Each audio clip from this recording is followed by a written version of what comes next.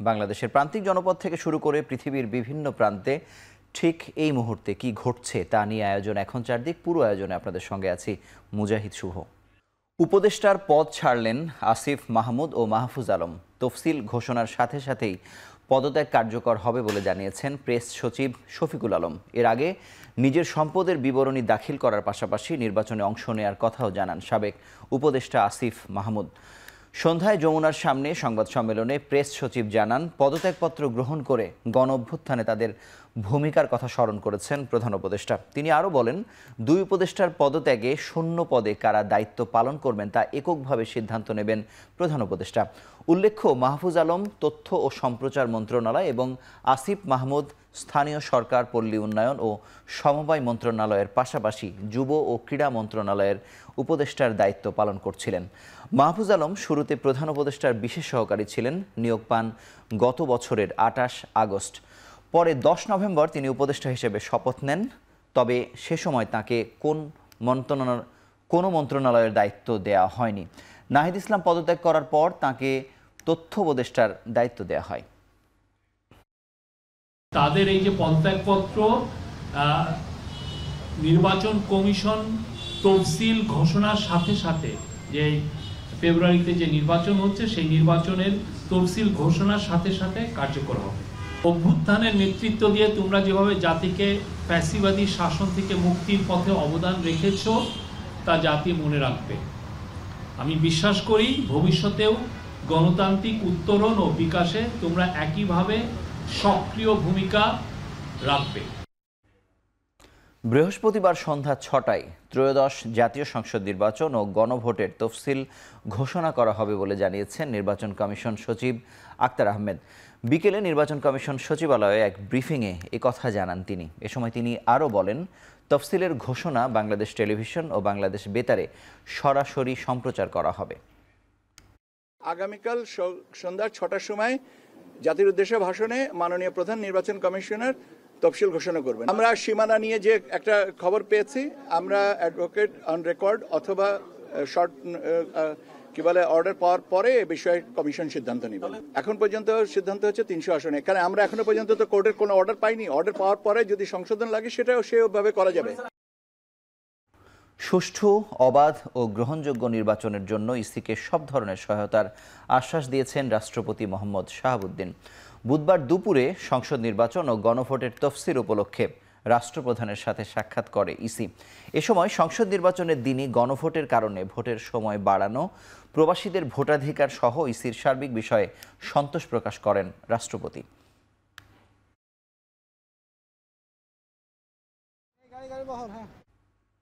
গণঅভ্যুত্থান পরবর্তী আগামী নির্বাচন ও গণভোট নতুন বাংলাদেশ গড়ার সুযোগ হিসেবে উল্লেখ করে প্রধান উপদেষ্টা ডক্টর মোহাম্মদ ইউনূস বলেছেন, এই নির্বাচনকে সুন্দর ও সুষ্ঠুভাবে আয়োজনের মাধ্যমে স্মরণীয় করে রাখতে হবে। রাষ্ট্রীয় অতিথি ভবন যমুনায় ভিডিও কনফারেন্সের মাধ্যমে সারা দেশের উপজেলা নির্বাহী কর্মকর্তাদের নির্বাচনের প্রস্তুতির বিষয়ে দিক নির্দেশনা দেন ডক্টর ইউনূস। দ্রুতই নির্বাচনের তফসিল ঘোষণা হবে উল্লেখ করে প্রধান উপদেষ্টা বলেন, নির্বাচন সম্পন্ন হওয়া পর্যন্ত কখন, কিভাবে, কোন কাজটি করতে হবে তার পরিকল্পনা ও প্রস্তুতি এখন থেকে নিতে হবে। প্রধান উপদেষ্টা ইউএনওদের উদ্দেশ্যে আরও বলেন, দেশ গড়ার নতুন সুযোগ এসেছে। এই সুযোগ কাজে লাগাতে পারলে নতুন বাংলাদেশ গড়া সম্ভব হবে। একটি সুন্দর নির্বাচন আয়োজনের প্রস্তুতি নিতে ইউএনওদের নির্দেশ দেন প্রধান উপদেষ্টা। এই নির্বাচন একটা ঐতিহাসিক নির্বাচন হবে,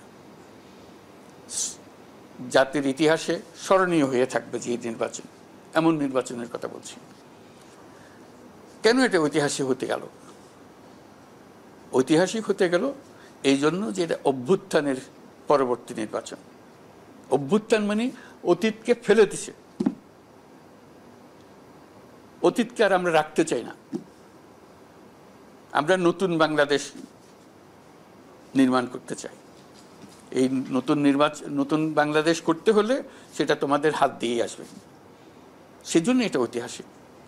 তোমরা বরাবরের মতো আর 5টা নির্বাচনের মতো গড়পড়তা নির্বাচনও করতে পারো, করলে এটা আর ঐতিহাসিক হবে না। জাতি সেই ইতিহাসটা ধরতে পারলো না, জাতির ভাগ্যে আর আসলো না। বাগেরহাটের 4টি ও গাজীপুরের 5টি সংসদীয় আসন পুনর্বহালের রায় দিয়েছে আপিল বিভাগ।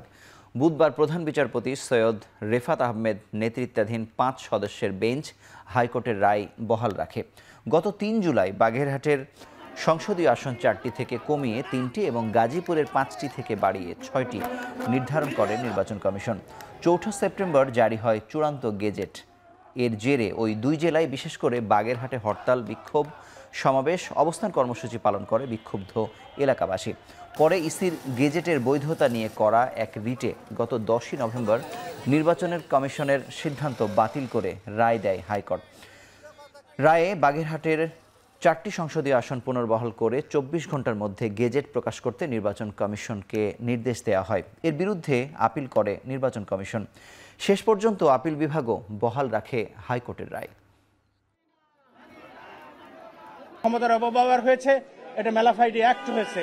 সুতরাং আদালত আমাদের আইনকে, আমাদের বক্তব্যকে গ্রহণ করেছেন এবং নির্বাচন কমিশনের যে গ্রস মিসকন্ডাক্ট হয়েছে, নেগলিজেন্স হয়েছে, সেটার উপরে আদালত বক্তব্য প্রশ্ন। গাজীপুরে সংসদীয় আসন ছিল 5টা, বাড়িয়ে এটা 6টা করা হয়েছিল। তারই বৈধতা চ্যালেঞ্জ করে হাইকোর্ট ডিভিশনে বাগেরহাটের কিছু পেশাজীবী সংগঠন এবং কিছু রাজনৈতিক ব্যক্তিত্ব রিট পিটিশন দায়ের করেছিল। সেই রিট পিটিশন শুনানি শেষে রায় হয় এবং সেই নির্বাচন কমিশনের প্রকাশিত চূড়ান্ত গেজেটটাকে অবৈধ ঘোষণা করা হয়। বিএনপি ক্ষমতায় গেলে কোনো মেগা প্রকল্প নেওয়া হবে না। এর পরিবর্তে শিক্ষা ও দক্ষ জনবল তৈরির পেছনে টাকা খরচ করা হবে বলে জানিয়েছেন দলের ভারপ্রাপ্ত চেয়ারম্যান তারেক রহমান। দেশ গড়ার পরিকল্পনা কর্মশালার 4র্থ দিনের কর্মসূচিতে ভার্চুয়ালি যুক্ত হয়ে তিনি আরও বলেন, ফ্যামিলি কার্ডের মাধ্যমে সারা দেশে নারীদের স্বাবলম্বী করে তুলবে বিএনপি। এছাড়া 1 লাখ স্বাস্থ্যকর্মী নিয়োগ দেওয়ার পরিকল্পনার কথাও জানান তারেক রহমান। তিনি বলেন, আগামীর বাংলাদেশ কিভাবে পরিচালিত হবে সেই পরিকল্পনা বিএনপি ছাড়া আর কোনো রাজনৈতিক দল দেয়নি। আগামী নির্বাচনে ধানের শীষে ভোট দিয়ে বিএনপিকে জেতানোর মাধ্যমে দেশকে রক্ষা করার আহ্বান জানান দলের ভারপ্রাপ্ত চেয়ারম্যান তারেক রহমান। কোন রাজনৈতিক দল আপনাকে কোনো প্ল্যান দিতে পারে না, দেশের মানুষকে কোনো প্ল্যান দিতে পারে না, পরিকল্পনা দিতে পারে না যে দেশকে আমরা কিভাবে সামনের দিকে এগিয়ে নিয়ে যাব।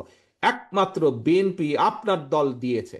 আমাদের একটি অন্যতম লক্ষ্য হচ্ছে আমরা কোনো মেগা প্রজেক্টে যাব না, কারণ আমরা দেখেছি মেগা প্রজেক্ট মানে মেগা দুর্নীতি। দুর্নীতির বিরুদ্ধে আমাদেরকে দুর্নীতির লাগাম টেনে ধরতে হবে। আমরা রাষ্ট্রের অর্থ, জনগণের অর্থ আমরা খরচ করব জনগণের শিক্ষার পিছনে, জনগণের স্বাস্থ্যের পিছনে, জনগণের হিউম্যান ডেভেলপমেন্টের, রিসার্চ ডেভেলপমেন্টের পিছনে আমরা খরচ করব। চিকিৎসায় সাড়া দিচ্ছেন বিএনপি চেয়ারপারসন ও সাবেক প্রধানমন্ত্রী বেগম খালেদা জিয়া। সন্ধ্যায় রাজধানীর এভারকেয়ারে ব্রিফিংয়ে এই কথা জানান তার ব্যক্তিগত চিকিৎসক ডাক্তার জাহিদ। তিনি আরও বলেন, দেশেই বেগম খালেদা জিয়ার সুচিকিৎসা নিশ্চিতের বিষয়ে আশাবাদী মেডিকেল বোর্ড। জানান, বিএনপি চেয়ারপারসন আইসিইউতে চিকিৎসাধীন আছেন। একজন সংকটাপন্ন মানুষের জন্য যা প্রয়োজন তেমন চিকিৎসার মধ্যেই খালেদা জিয়া আছেন বলে দাবি করেন ডাক্তার জাহিদ। গুজবে কান না দেয়ারও আহ্বান জানান তিনি। গত 23শে নভেম্বর স্বাস্থ্য পরীক্ষার জন্য হাসপাতালে যাওয়ার পর ওই দিন থেকেই ঢাকার এভারকেয়ার হাসপাতালে ভর্তি রয়েছেন বেগম খালেদা জিয়া। উৎকণ্ঠার মধ্যে আছেন বাংলাদেশ জাতীয়তাবাদী দলের চেয়ারম্যান। আমরা যাতে আমাদের আবেগ বা অনুভূতি প্রকাশ করতে যে অতিরিক্ত প্রকাশ না করে মানুষের মধ্যে বিভ্রান্তি সৃষ্টি না করি, সে লক্ষ্যে আমরা বলতে চাই, উনি আইসিইউতে উনি চিকিৎসাধীন আছেন এবং উনি সর্বোচ্চ চিকিৎসা ব্যবস্থার সর্বোচ্চ পর্যায়ে একটি সংকটাপন্ন মানুষের জন্য যেটি প্রয়োজন সেই চিকিৎসার মধ্যেই উনি আছেন এবং উনি চিকিৎসাধীন আছেন। এটি নিয়ে কোনো অবস্থাতেই কোনো গুজবে কান না দেওয়ার জন্য আমি আপনাদের মাধ্যমে সকলের প্রতি বিনীত অনুরোধ জানাচ্ছি। ধন্যবাদ। ত্রয়োদশ জাতীয় সংসদ নির্বাচন সামনে রেখে 125টি আসনে প্রার্থী ঘোষণা করেছে এনসিপি। বুধবার সকালে বাংলা মোটরে দলের অস্থায়ী কার্যালয়ে সংবাদ সম্মেলনে তাদের নাম ঘোষণা করেন এনসিপির সদস্য সচিব আখতার হোসেন। আগামী নির্বাচনে ঢাকা 11 আসনে লড়বেন এনসিপির আহ্বায়ক নাহিদ ইসলাম। এছাড়া ঢাকার আরও 2টি আসনে প্রার্থী হচ্ছেন ডাক্তার তাসনিম জারা এবং নাসির উদ্দিন পাটোয়ারি। দলের সদস্য সচিব আখতার লড়বেন রংপুর 4 আসন থেকে। এছাড়া দলের কেন্দ্রীয় নেতা হাসনাত আবদুল্লাহ কুমিল্লা 4, সার্জিস আলম পঞ্চগড় 1 ও হান্নান মাসুদ নোয়াখালী 6 আসন থেকে লড়াই করবেন। শেরপুর 1 থেকে জুলাইয়ে মুখমণ্ডল হারানো খোকন চন্দ্র বর্মনকে মনোনয়ন দিয়েছে এনসিপি। প্রার্থী তালিকা ঘোষণার পর দলটির আহ্বায়ক নাহিদ ইসলাম বলেন, ক্ষমতায় যাওয়ার জন্য নির্বাচনে যাচ্ছে না এনসিপি, সংস্কার বাস্তবায়ন প্রক্রিয়ায় যুক্ত থাকতে চায় তারা। বাংলাদেশের পক্ষে, সংস্কারের পক্ষে, এদেশের মানুষকে নতুন এক গণতান্ত্রিক কাঠামো উপহার দেওয়ার লক্ষ্যে আমরা জাতীয় নাগরিক পার্টি এনসিপির পক্ষ থেকে আমরা মনোনয়নপত্র বিতরণের কাজ আমরা সম্পূর্ণ করেছি। ক্ষমতা পরিবর্তনের নির্বাচন না, এবারে নির্বাচনটা গণভোট, এটা যাতে আমরা কেউ ভুলে না যাই। বলা হচ্ছে প্রার্থী থেকে ভোট দিবেন নাকি মার্কা থেকে ভোট দিবেন, কিন্তু ভোটটা যে গণভোট, ভোটের অন্যতম প্রধান প্রশ্ন হচ্ছে হ্যাঁ অথবা না, এই কথাটা কেউ বলছেন। আমরা এই কথাটাই বলার জন্য নির্বাচনে অংশগ্রহণ করতেছি। নির্বাচনের আগে বিএনপির সাথে যুগপৎ আন্দোলনে থাকা দলগুলোর দূরত্ব বাড়ছে বলে মন্তব্য করেন বিপ্লবী ওয়ার্কার্স পার্টির সাধারণ সম্পাদক সাইফুল হক। বুধবার কেন্দ্রীয় কার্যালয়ে সংবাদ সম্মেলনে তিনি আরও বলেন, বিগত 16 বছর ফ্যাসিবাদের বিরুদ্ধে বিএনপির সাথে যুগপৎ আন্দোলনে বিপ্লবী ওয়ার্কার্স পার্টি ও গণতন্ত্র মঞ্চ একসাথে কাজ করেছে। বিএনপির আগে ঐক্যে ফাটল না ধরাতে সবার দায়িত্বশীল আচরণ জরুরি বলে মনে করেন তিনি। বলেন, গোটা নির্বাচন কালো টাকার মালিকদের হাতে কুক্ষিগত হতে যাচ্ছে। নির্বাচনের জন্য গণতান্ত্রিক পরিবেশ নিশ্চিতে ইসির কার্যকর উদ্যোগ লক্ষ্য করা যাচ্ছে না বলেও মন্তব্য করেন তিনি। গণতন্ত্র মঞ্চ এবং যুগপৎ আন্দোলনের শরিকদের সাথে, এবং আমি দেখছি যে বিএনপির এক ধরনের মনস্তাত্ত্বিক দূরত্ব ইতিমধ্যে এটা তৈরি হয়েছে। সংবিধানে গণতান্ত্রিক রূপান্তর দরকার, সংস্কার দরকার। পুরো প্রক্রিয়াটা আমরা মনে করি সম্পন্ন করা পর্যন্ত যুগপৎ আন্দোলনের সকল অংশীজন, সকল রাজনৈতিক দলের কাজ হবে এই ঐক্যটাকে চোখের মনির মতন করে ঐক্যটাকে ধরে রাখা। রাজধানীর মোহাম্মদপুরে মা মেয়ে হত্যাকাণ্ডে গৃহকর্মী আয়েশাকে ঝালকাঠি থেকে গ্রেফতার করেছে পুলিশ। গৃহকর্মী আয়েশা 4 দিন আগে এ বাসায় কাজে যোগ দিয়েছিল। সিসিটিভির ফুটেজ বিশ্লেষণ ও অন্যান্য আলামতের ভিত্তিতে ঝালকাঠি থেকে গ্রেফতার করা হয় গৃহকর্মী আয়েশাকে। এর আগে সোমবার মোহাম্মদপুরের শাহজাহান রোডের বাসায় মা ও মেয়ে হত্যার ঘটনায় গৃহকর্মী আয়েশাকে অভিযুক্ত করা হয়। সুরতহালে মায়ের দেহে 30টি আঘাত ও 15 বছরের মেয়ের দেহে 6টি আঘাতের চিহ্ন মিলেছে।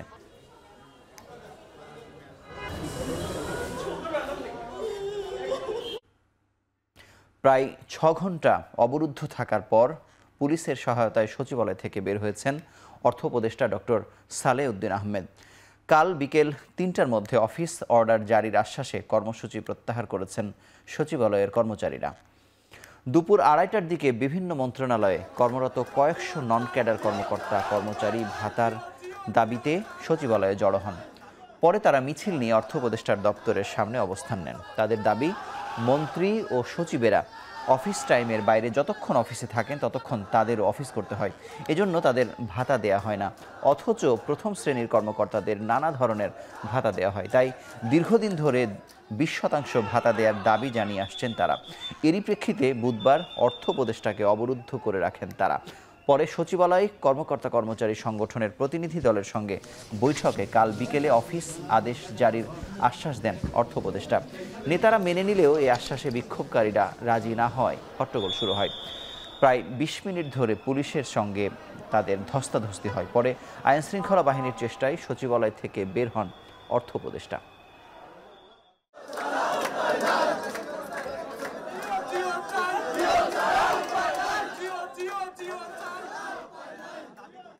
আপনারা চলে যান, আপনারা এমন কিছু করবেন না যেটা আপনাদের এই দাবির প্রতি বরং নেতিবাচক একটি সিচুয়েশন সৃষ্টি হয়। আমরা উদাত্ত আহ্বান জানাচ্ছি, প্লিজ আমরা শেষবারের মতো বলছি, আপনারা একটু চলে যান। আমরা স্যারদের উপরে ভরসা রেখেছি, বিশ্বাস রেখেছি, তারা আশা করছি কালকে 3টার মধ্যে জিও জারি করে দেবে। 3টার মধ্যে না হলে পরবর্তী নেতৃবৃন্দ সিদ্ধান্ত নেবে। সরকারের নতুন সিদ্ধান্তকে স্বাগত জানিয়ে 3 ঘন্টা সড়ক অবরোধের পর আন্দোলন প্রত্যাহার করেছেন মোবাইল ব্যবসায়ীরা। বুধবার সন্ধ্যার দিকে সড়কে আগুন জ্বালিয়ে সার্ক ফোয়ারা মোড় অবরোধ করে তারা। ঘণ্টাব্যাপী সড়ক অবরোধে ভোগান্তিতে পড়েন নগরবাসী। প্রধান সড়ক বন্ধ থাকায় ওই এলাকায় তীব্র যানজটের সৃষ্টি হয়।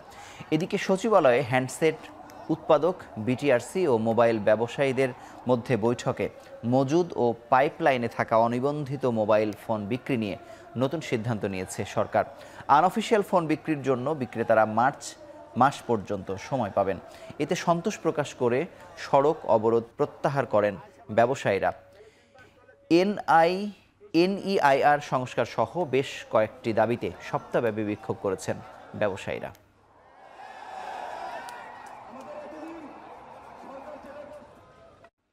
24 জুলাই আন্দোলনে ইন্টারনেট বন্ধ করে গণহত্যার মামলায় পলাতক আসামি সজীব ওয়াজেদ জয়কে আত্মসমর্পণের আদেশ দিয়ে পত্রিকায় বিজ্ঞপ্তি প্রকাশের নির্দেশ দিয়েছেন আন্তর্জাতিক অপরাধ ট্রাইব্যুনাল।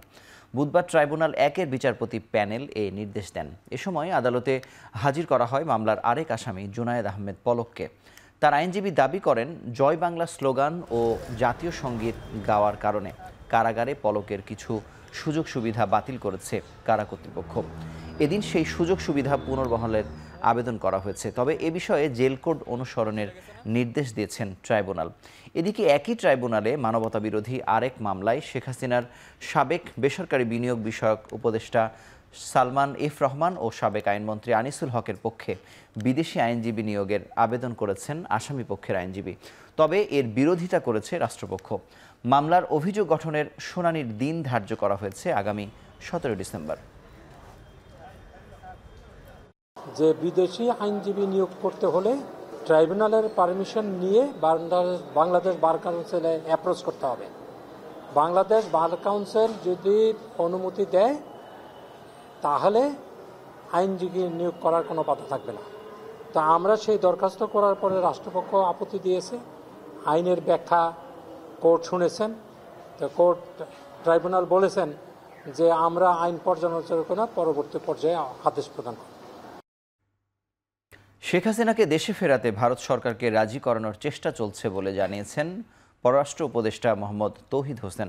পররাষ্ট্র মন্ত্রণালয়ে ব্রিফিংয়ে উপদেষ্টা বলেন, শেখ হাসিনা ভারত ছেড়ে অন্য কোন দেশে যাচ্ছেন কিনা এমন কোনো তথ্য জানা নেই সরকারের। এক প্রশ্নের উত্তরে উপদেষ্টা বলেন, ডিজিএফআই এর মতো প্রতিষ্ঠান সব দেশে আছে, এটি বন্ধ করা সহজ নয়। র্যাব কয়েক মাসে যথেষ্ট উন্নতি করেছে বলেও মন্তব্য করেন তিনি। 15 বছরে র্যাব যা কাজ করছিল সেই তুলনায় এখন কমপ্লেন থাকতে পারে কিছু, কিন্তু ডেফিনেটলি অনেক ইমপ্রুভমেন্ট হয়েছে। একদিনে সব শেষ হয়ে যায় না, এটাও আমরা জানি।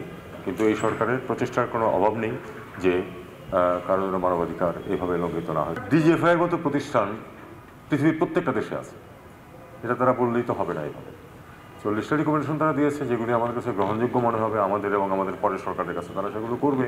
সবই যে করা যাবে এমন কোনো কথা নেই। ভারতকে রাজি হতে হবে অথবা চাইতে হবে তাকে ফেরত পাঠানো।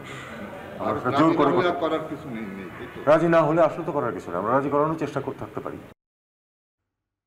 ন্যাশনাল ব্যাংকের 600 কোটি আত্মসাতের অভিযোগে বসুন্ধরা গ্রুপের চেয়ারম্যান আহমেদ আকবর সোবহান সহ 16 জনের বিরুদ্ধে মামলার সিদ্ধান্ত নিয়েছে দুদক।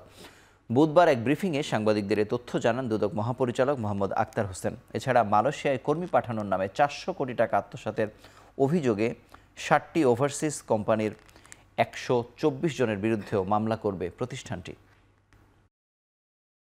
ব্যাংকিং নীতিমালা অনুসরণ না করে এবং বিভিন্ন ধরনের প্রতারণা এবং অনিয়মের আশ্রয় নিয়ে ন্যাশনাল ব্যাংক লিমিটেডের 600 কোটি টাকা আত্মসাতের অপরাধ অনুসন্ধানকালে প্রমাণিত হওয়ায় বসুন্ধরা গ্রুপের চেয়ারম্যান, ব্যবস্থাপনা পরিচালক সহ ন্যাশনাল ব্যাংকের পরিচালনা পর্ষদ এবং ব্যাংকের বিভিন্ন ব্রাঞ্চের কর্মকর্তাদের বিরুদ্ধে মামলা রুজুর সিদ্ধান্ত গৃহীত হয়েছে। 4,545 কোটি টাকারও বেশি অর্থ আত্মসাতের অপরাধ অনুসন্ধানকালে প্রমাণিত হয়েছে। এই কারণে সংশ্লিষ্ট ওভারসিজ কোম্পানির এবং তাদের স্বত্বাধিকারী যারা রয়েছেন তাদের সকলের বিরুদ্ধে মামলা রুজুর সিদ্ধান্ত গৃহীত হয়েছে। নরসিংদীর রায়পুরার চরাঞ্চলে সংঘাত বন্ধে চিরুনি অভিযান চালানো হবে বলে জানিয়েছেন স্বরাষ্ট্র উপদেষ্টা জাহাঙ্গীর আলম চৌধুরী। নরসিংদী জেলা কারাগার পরিদর্শন শেষে সাংবাদিকদের একথা জানান তিনি। স্বরাষ্ট্র উপদেষ্টা নরসিংদীতে রায়পুরা উপজেলা সবচেয়ে বড় সমস্যা। জেলায় সন্ত্রাসীর আড্ডা অনেক বেশি, অনেক অস্ত্র আছে। যত দ্রুত সম্ভব পুলিশ, র্যাব ও সেনাবাহিনীর সমন্বয়ে কম্বিং অপারেশন করে সন্ত্রাসীদের আইনের আওতায় নিয়ে আসা হবে। এছাড়া গত বছরের 19 জুলাই নরসিংদী জেলা কারাগার থেকে লুট হওয়া বেশিরভাগ অস্ত্র উদ্ধার হয়েছে জানিয়ে তিনি বলেন, উদ্ধার না হওয়া অস্ত্র এবং পলাতক আসামিদের ধরতে কাজ করা হচ্ছে। এর আগে কারাগারের ভেতরের বিভিন্ন ইউনিট পরিদর্শন করেন তিনি।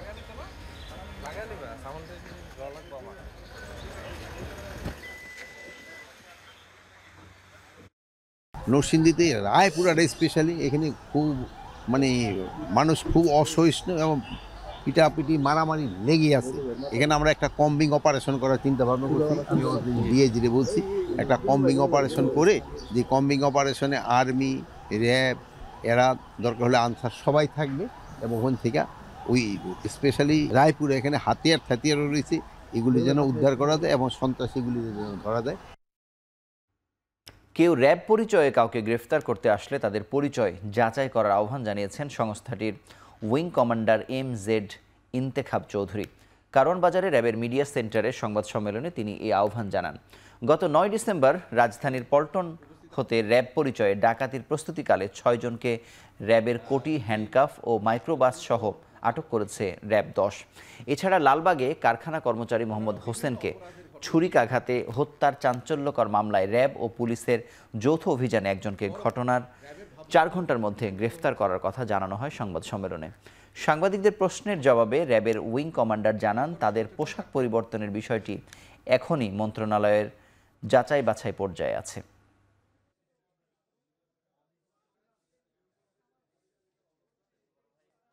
তাদের আটক করে মাইক্রোবাসটি তল্লাশি করা হলে র্যাব লেখা 4টি কোটি, 4টি হ্যান্ডকাপ, র্যাবের ভুয়া আইডি কার্ড 5টি, তাদের কাছ থেকে ক্যাপ পাওয়া যায় 4টি, ওয়াকি টকি সেট 2টি, পিস্তলের কাভার 1টি, ব্যাটন স্টিক 1টি, অতিরিক্ত নাম্বার প্লেট 2টি, স্মার্টফোন 5টি, বাটন ফোন 4টি, এয়ারপোর্ট 1টি, হ্যান্ড গ্লাভস 1 জোড়া, হাত ঘড়ি 4টি, নগদ 2045 টাকা এবং ডাকাতি কাজে ব্যবহৃত সিলভার পার্ল রঙের মাইক্রোবাসটি উদ্ধার ও জব্দ করা। ধারের টাকায় অর্থনীতি এগোবে না। দেশের উন্নয়নের জন্য অভ্যন্তরীণ রাজস্ব আদায় বাড়ানোই একমাত্র টেকসই পথ বলে মন্তব্য করেছেন অর্থ উপদেষ্টা ডক্টর সালেউদ্দিন আহমেদ। রাজধানীর আগারগাঁওয়ে NBR ভবনে জাতীয় ভ্যাট দিবস ও ভ্যাট সপ্তাহ উপলক্ষে আয়োজিত সেমিনারে এই মন্তব্য করেন তিনি। অর্থ উপদেষ্টা বলেন, দেশে উন্নয়নের নামে বিভিন্ন আন্তর্জাতিক সংস্থা ও দাতা গোষ্ঠীর ওপর নির্ভরশীলতা বাড়ছে, যা দীর্ঘমেয়াদে অর্থনীতির জন্য সুফল বয়ে আনতে পারে না। ভ্যাট ও কর আদায়ের ক্ষেত্রে স্বচ্ছতা নিশ্চিত করতে হবে, যেন আদায় করা অর্থ যথাযথভাবে সরকারের কোষাগারে পৌঁছায়। বক্তব্যে উঠে আসে বাংলাদেশের ট্যাক্স জিডিপি অনুপাতের বিষয়টিও। বর্তমানে যার অনুপাত প্রায় 6.6% থেকে 7.8%-এর মধ্যে ওঠানামা করছে। একই সঙ্গে জিডিপির তুলনায় ভ্যাট আদায়ের পরিমাণ এখনই তুলনামূলকভাবে কম রয়েছে বলেও জানান অর্থ উপদেষ্টা।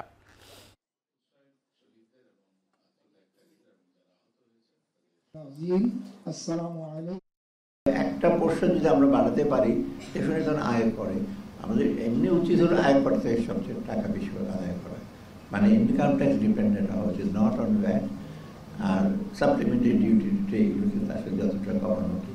মোট কথা আমাদের রাজস্ব ব্যবস্থাপনাকে আরেকটু মডার্নাইজ করা, আরও আইটি ওরিয়েন্টেড করা, পিপুলস ফ্রেন্ডলি, ব্যবসায়ীদের ফ্রেন্ডলি করা।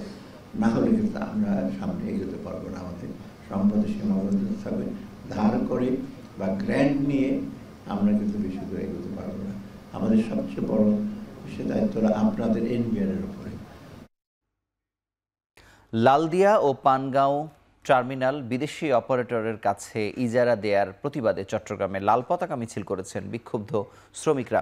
এ সময় নিউ মুরিং টার্মিনাল ইজারা দেয়ার প্রক্রিয়া বন্ধের দাবি জানান তারা। বুধবার সকালে নগরীর দেওয়ানহাট মোড় থেকে শ্রমিক কর্মচারী ঐক্য পরিষদের ব্যানারে মিছিল বের হয়। এতে বন্দর ও লাইটার শ্রমিক সহ বিভিন্ন সংস্থার কয়েকশো শ্রমিক অংশ নেন। এর আগে সংক্ষিপ্ত সমাবেশে বক্তারা বলেন, চট্টগ্রাম বন্দর একটি লাভজনক প্রতিষ্ঠান। দেশের দক্ষ শ্রমিকরাই এই বন্দর পরিচালনা করছে। এ অবস্থায় অর্থনীতির প্রাণকেন্দ্র বিদেশিদের হাতে তুলে দেয়া ষড়যন্ত্রের অংশ বলে অভিযোগ করেন বিক্ষুব্ধ শ্রমিকরা। চট্টগ্রাম বন্দর ভৌগোলিকভাবেও গুরুত্বপূর্ণ হওয়ায় এটি বিদেশিদের হাতে গেলে এ অঞ্চলের নিরাপত্তা হুমকির মুখে পড়বে বলেও শঙ্কা প্রকাশ করেন তারা।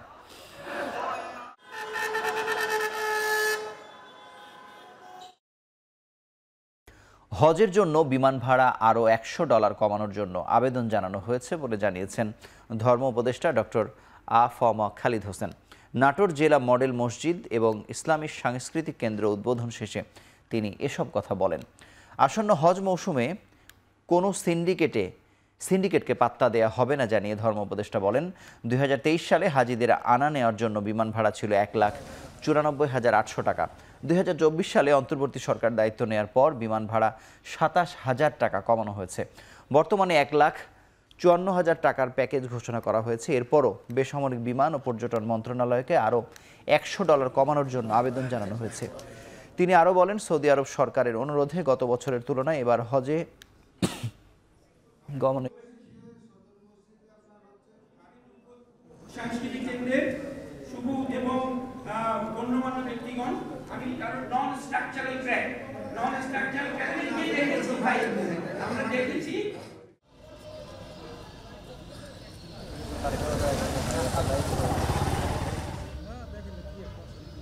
বেস ফেয়ারে আরও $100 কমানোর জন্য আমি অনুরোধ করেছি। যদি আমি $50 কমাতে পারি, এটাকেও আমি হাজিদের ফেরত দেব।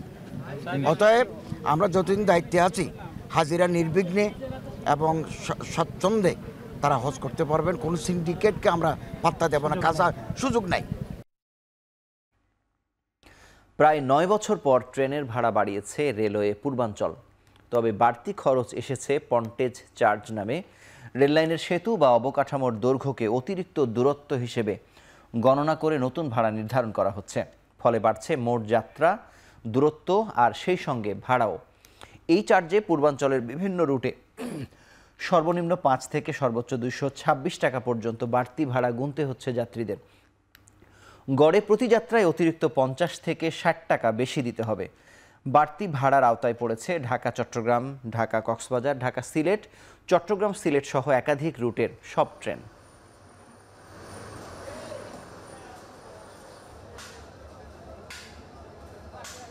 দেশের অবস্থা যেদিকে যাচ্ছে, মানুষের ক্রয় ক্ষমতার বাইরে চলে যাচ্ছে সবকিছু। আর সেই ক্ষেত্রে এই মুহূর্তে সরকার যদি এই সিদ্ধান্ত থেকে বের হয়ে আসে, আমার মনে হয় সেটা ভালো হবে। সরকারি একটা কাজ হঠাৎ করে দাম বাড়ানোটা, এটা আমি উচিত মনে করি না। আমাদের আগে 100 মিটার প্লাস যে ব্রিজগুলো ছিল টোল মুক্ত ছিল, কিন্তু এখন সেটা টোলের আওতায় নিয়ে আসছে। এক্ষেত্রে প্রায় 13টা ব্রিজ আমাদের টোলের আওতায় চলে আসছে নতুনভাবে। 13টা, এতে করে ডিস্টেন্স বেড়ে গিয়েছে। প্রায় আপনার আগে ছিল 346 কিলোমিটার কমার্শিয়াল ডিস্টেন্স, এখন সেটা 381 কিলোমিটার। আর এখন আগে দিতাম আমরা 346 এগনিস্টে ভাড়া, এখন নিচ্ছি 381 এগনিস্টে ভাড়া নতুনভাবে। নতুন বাংলাদেশের স্বপ্ন যেন কেউ নষ্ট না করতে পারে, সেজন্য সবাইকে একসাথে কাজ করার আহ্বান জানিয়েছেন ডাকসুর ভিপি সাদিক কায়েম। বলেন, কেউ আবারও রাজনৈতিক সহিংসতা তৈরির চেষ্টা করলে তাদের রুখে দেয়া হবে। বুধবার বিকেলে ঢাকা বিশ্ববিদ্যালয়ে আন্তর্জাতিক মানবাধিকার দিবস উপলক্ষে আলোচনা সভার আয়োজন করে ডাকসু। অনুষ্ঠানে সাদিক কায়েম বলেন, গত 16 বছরে নামাজ পড়ার কারণে অনেক ছাত্রের মানবাধিকার হরণ করা হয়েছে। দেশের সকল ক্যাম্পাস এখনও নিরাপদ হয়নি বলে মনে করেন তিনি। পুরনো তাই রাজনৈতিক সংস্কৃতি আবার যেন ফিরে না আসে, সেজন্য সকলকে ঐক্যবদ্ধ থাকার আহ্বান জানান DUCSU VP.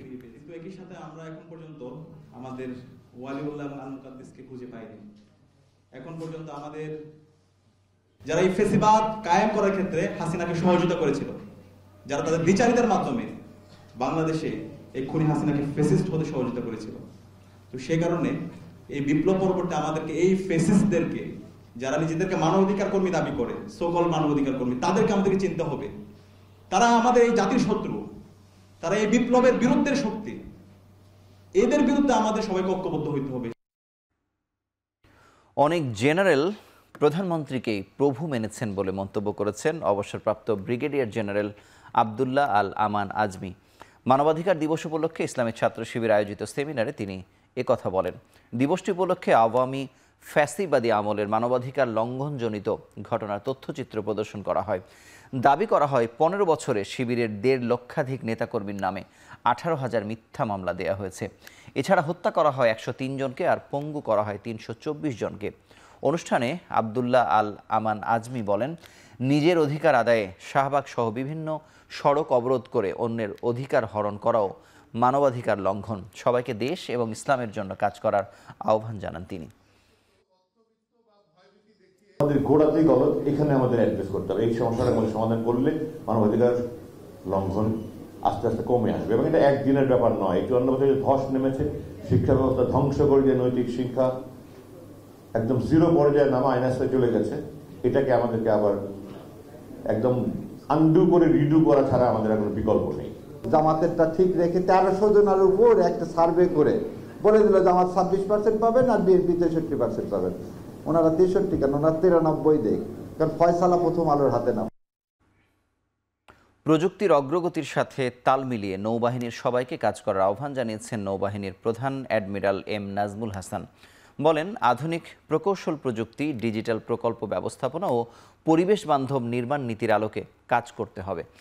Military engineer services এর বার্ষিক সম্মেলনে প্রধান অতিথির বক্তব্যের শুরুতেই বিজয়ের মাসে সশস্ত্র বাহিনীর সদস্যসহ বীর মুক্তিযোদ্ধাকে গভীর কৃতজ্ঞতার সাথে স্মরণ করেন নৌবাহিনীর প্রধান। তিনি আশা করেন দক্ষ মানব সম্পদ, টেকসই নকশা ও সঠিক পরিকল্পনার মাধ্যমে নির্দিষ্ট সময়ের মধ্যে প্রকল্প বাস্তবায়নে ভবিষ্যতেও MES তার সুনাম অক্ষুণ্ণ রাখবে। অনুষ্ঠানে সভাপতিত্ব করেন সেনাবাহিনীর engineer in chief major general Mohammad Hasanuzzaman. পরে সম্মেলন উপলক্ষে আয়োজিত নির্মাণ সামগ্রীর স্টল পরিদর্শন করেন নৌপ্রধান।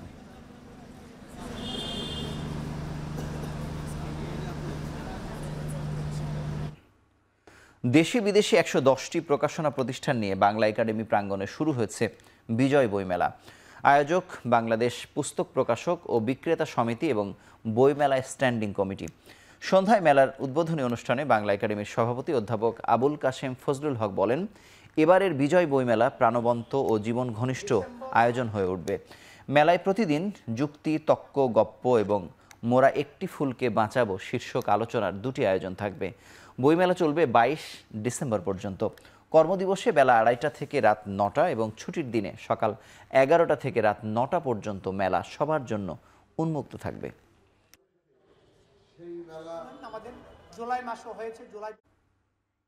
পার্ক অ্যাভিনিউয়ের ব্র্যান্ড অ্যাম্বাসেডর হিসেবে ঘোষণা করা হয়েছে বাংলাদেশের ফুটবল তারকা ও জাতীয় দলের অধিনায়ক জামাল ভুঁইয়াকে। বুধবার ঢাকায় জামাল ভুঁইয়ার সাথে এ নিয়ে চুক্তি স্বাক্ষর করে গোদরেজ কনজুমার প্রোডাক্টস লিমিটেডের গ্রুমিং ব্র্যান্ড পার্ক অ্যাভিনিউ। চুক্তি স্বাক্ষর অনুষ্ঠানে উপস্থিত ছিলেন গোদরেজ কনজিউমার লিমিটেডের সার্ক অঞ্চলের প্রধান সমীর সূর্যবংশী, গোদরেজের বাংলাদেশের ম্যানেজমেন্ট সদস্য Bhaskar Kumar Dey, head of sales Ritesh Barua সহ অনেকে। বলেন, আত্মবিশ্বাসী ও আধুনিক পুরুষদের জন্য প্রিমিয়াম বডি স্প্রে হিসেবে বাংলাদেশে সুনামের সাথে ভোক্তাদের চাহিদা পূরণ করছে পার্ক অ্যাভিনিউ। এবার আন্তর্জাতিক প্রসঙ্গ। থাইল্যান্ড কম্বোডিয়ার সীমান্ত সংঘাতে 3 দিনে প্রাণহানি বেড়ে 13 জনে দাঁড়িয়েছে। নিরাপদ আশ্রয়ের সন্ধানে ঘর ছেড়েছেন উভয় দেশের 5 লাখের বেশি বাসিন্দা। এরই মধ্যে সীমান্ত এলাকার 4 লাখের বেশি বাসিন্দাকে নিরাপদ আশ্রয়ে সরিয়ে নেওয়ার কথা জানিয়েছে থাইল্যান্ড। এখন এমন পরিস্থিতিতে সংঘাত নিরসনে থাইল্যান্ডের সঙ্গে আলোচনায় বসতে চায় কম্বোডিয়া। সীমান্ত উত্তেজনা কমাতে, উদ্যোগ কমাতে কম্বোডিয়াকেই উদ্যোগ নিতে হবে বলে সাফ জানিয়ে দিয়েছে থাই পররাষ্ট্রমন্ত্রী। সংঘাত উত্তেজনা বাড়ায় 2 দেশকেই সংযত থাকার আহ্বান জানিয়েছে চীন। শান্তি ফেরাতে আবারও মধ্যস্থতার ইঙ্গিত মার্কিন প্রেসিডেন্ট ডোনাল্ড ট্রাম্পের। অক্টোবরে শান্তি চুক্তির পর গত রোববার কম্বোডিয়ার হামলায় এক সেনা নিহতের অভিযোগ তুলে দেশটির অস্ত্র ভাণ্ডার লক্ষ্য করে বিমান হামলা চালায় থাই সেনাবাহিনী। তবে থাইল্যান্ডের বিরুদ্ধেও যুদ্ধবিরতি চুক্তি লঙ্ঘনের পাল্টা অভিযোগ কম্বোডিয়ার।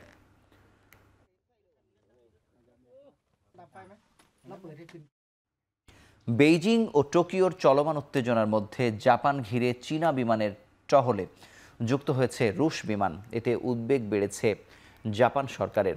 দেশটির প্রতিরক্ষা বিভাগের দাবি, এ মহড়ায় রাশিয়ার 2টি বোমারু বিমান Tu-95 যুক্ত হয়েছে চীনা বিমানের সঙ্গে। চীনের H-6 বোমারু বিমানও রয়েছে এতে।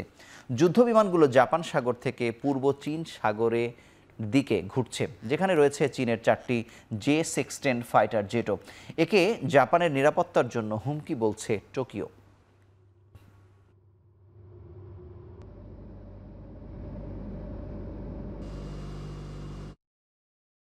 সরকার গঠন নিয়ে বিক্ষোভে উত্তাল ইউরোপের দেশ চেক প্রজাতন্ত্র। রাজধানী প্রাগে শিক্ষার্থীরা জড়ো হয়ে আন্দোলনের ডাক দেয়। দেশটির জনপ্রিয় এএনও পার্টির নেতা ধনকুবের আন্দ্রেজ বাবিসকে প্রধানমন্ত্রী হিসেবে নিয়োগ দেওয়ার ঘোষণা দেন প্রেসিডেন্ট পেত্রো পাভেল। মন্ত্রিসভা গঠনের দায়িত্ব দেওয়া হয় তাকে। 15 ডিসেম্বর পূর্ণ মন্ত্রিসভা গঠনের মাধ্যমে মধ্য ডানপন্থী প্রশাসনের কাছ থেকে ক্ষমতা গ্রহণ করবেন বাবিস। এর জেরে বিক্ষোভে নামে শিক্ষার্থীরা। ইউক্রেনের সমর্থক 71 বছর বয়সী বাবিস 4 বছর পর ক্ষমতায় ফিরছেন। সম্প্রতি তার দল সংসদীয় নির্বাচনে ব্যাপক সংখ্যাগরিষ্ঠতা পায়।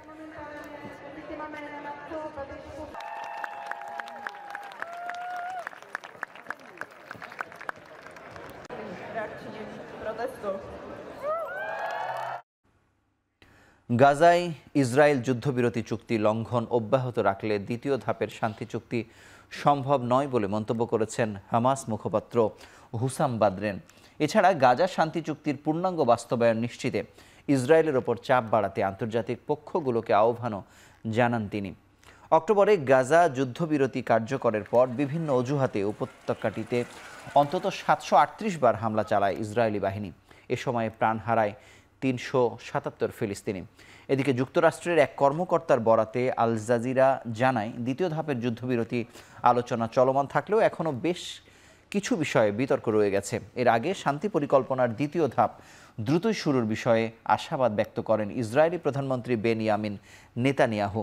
দ্বিতীয় ধাপের যুদ্ধবিরতি শর্তে গাজার ভবিষ্যৎ শাসন ব্যবস্থা, অন্তর্বর্তী প্রশাসন গঠন ও যুদ্ধবিধ্বস্ত উপত্যকাটির নিরাপত্তায় আন্তর্জাতিক স্থিতিশীলতা বাহিনী মোতায়েনের মতো বিষয়গুলো অন্তর্ভুক্ত রয়েছে।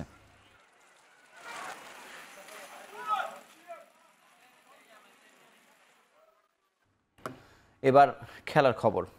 আনুষ্ঠানিকভাবে বাংলাদেশ ফুটবল ফেডারেশনের উন্নয়ন সহযোগী হিসেবে 10 বছরের জন্য যুক্ত হয়েছে BSRM.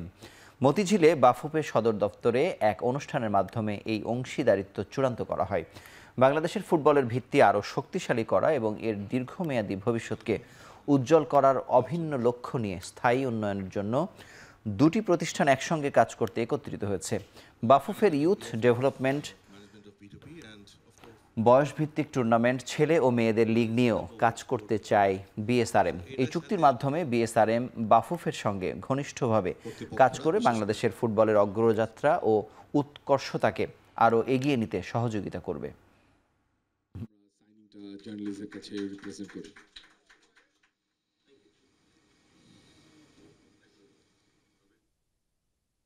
What ever the fund is, ওই ফান্ডটাকে আমরা ডিস্ট্রিবিউট করবো ওনাদের সাথে আলাপ করে। কিছু যাবে ওমেন ফুটবলে, কিছু যাবে মেন্স ফুটবলে, কিছু যাবে কোচেস অ্যান্ড রেফারিজ ডেভেলপমেন্টে, টেকনিক্যাল ডেভেলপমেন্ট যাকে বলে, কিছু বা যেতে পারে ইনফ্রাস্ট্রাকচার ডেভেলপমেন্ট হিসেবেও। সো এটা ওনাদের চয়েস, ইটস অ্যাবসলিউটলি ওনাদের চয়েস। আমরা ওনাদেরকে আমাদের পুরো ক্যালেন্ডার দিয়েছি। 11 ডিসেম্বরের পরিবর্তে 14 ডিসেম্বর থেকে মাঠে গড়ানোর কথা রয়েছে প্রথম বিভাগ ক্রিকেট। 20 দলের অংশগ্রহণ নিয়ে আসন্ন আসর শুরুর শঙ্কা থাকলেও এখনও পর্যন্ত কোনো ক্লাবের পক্ষ থেকে না খেলার বিষয়ে আনুষ্ঠানিক চিঠি পায়নি বিসিবি, যে কারণে সব দলকে মাথায় রেখে আসর শুরুর কথা জানিয়েছেন সিসিডিএম-এর চেয়ারম্যান এবং বিসিবির পরিচালক আদনান রহমান দীপন। মোহামেডান যেটা প্রতিবাদ করেছে সেটা কিন্তু প্রেসিডেন্টের কথার উপরে, তারা লিগ খেলবে কি খেলবে না এই ধরনের কোনো প্রতিবাদ চিঠি বা নেগেটিভ চিঠি আমরা পাইনি। আমরা অফিসিয়ালি তো 20টা দলই ধরে রাখবো, কারণ আমরা এই ধরনের মৌখিক বার্তা পাচ্ছি, বাট আমরা ফিক্সচার ছাড়ছি 20টা দলকে নিয়ে। আপনাদের যত কিছু বলার আছে, যা আছে সবকিছু কিন্তু অনেক ধরনের প্রতিবাদ আছে, ওইটা আপনি করেন, কিন্তু ক্রিকেটের মাঠে খেলাটা আপনি চালিয়ে যেতে দিয়ে কেন এটা ক্ষতি, আমি বারবার বলছি, ক্ষতিটা হবে শুধুমাত্র ক্রিকেটার এবং বাংলাদেশ ক্রিকেট। শেষ করছি এখন চারদিক। দীর্ঘ সময় সঙ্গে থাকার জন্য ধন্যবাদ। শুভরাত্রি।